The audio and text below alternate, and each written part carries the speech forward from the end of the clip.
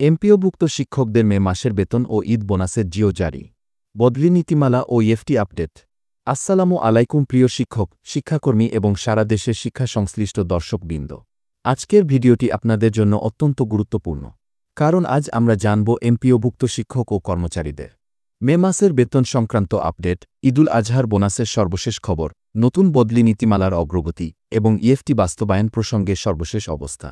তাই দয়া করে ভিডিওটি শেষ পর্যন্ত মনোযোগ দিয়ে দেখুন, কারণ প্রতিটি তথ্যই আপনার পেশাগত জীবনের সাথে জড়িত। যে সকল শিক্ষক কর্মচারী ভিডিওতে লাইক সাবস্ক্রাইব করেন নাই, দয়া করে তাড়াতাড়ি করে দিন। মে মাসের বেতন জিও জারি হয়েছে। মাধ্যমিক ও উচ্চশিক্ষা অধিদপ্তর মাউসি থেকে মে মাসের বেতনের জিও সরকারি আদেশ ইতোমধ্যেই জারি করা হয়েছে। এবার মে মাসে বেতন পাচ্ছেন স্কুল পর্যায়ে 2,91,161 জন শিক্ষক কর্মচারী, কলেজ পর্যায়ে 87,263 জন শিক্ষক কর্মচারী। সব মিলিয়ে মে মাসে মোট 3,78,424 জনের বেতন ছাড় হচ্ছে।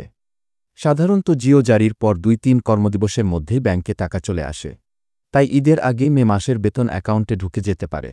ঈদুল আজহার বোনাস বর্ধিত হারে অনুমোদন। এই বছরের অন্যতম সুখবর হচ্ছে এমপিওভুক্ত শিক্ষক ও কর্মচারীদের ঈদুল আজহার বোনাস মূল বেতনের 50% হারে নির্ধারণ করা হয়েছে। অর্থ মন্ত্রণালয় থেকে এই প্রস্তাব অনুমোদিত হয়েছে। আগে যেখানে এককালীন বা সীমিত বোনাস দেওয়া হতো, এবার সেটি সরকারিভাবে নির্দিষ্ট হারে বর্ধিত হয়েছে।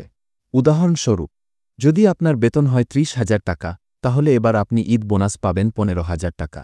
এই অর্থ ঈদের কেনাকাটা ও প্রয়োজন মেটাতে নিঃসন্দেহে সহায়ক হবে। বদলি নীতিমালা সফটওয়্যার প্রস্তুতি চলছে।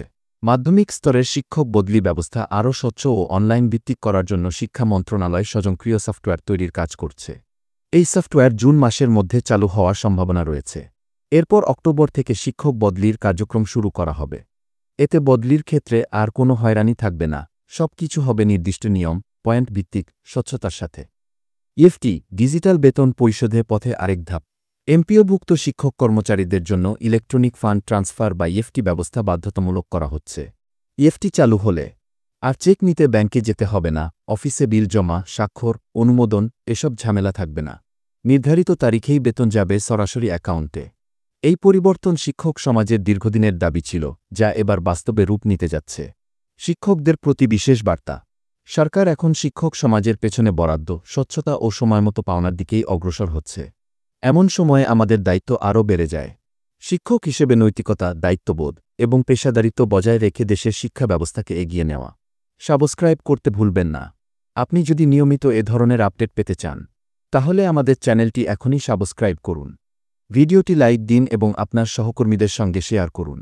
পরবর্তী ভিডিওতে আবারও দেখা হবে আরও গুরুত্বপূর্ণ কোনো তথ্য নিয়ে।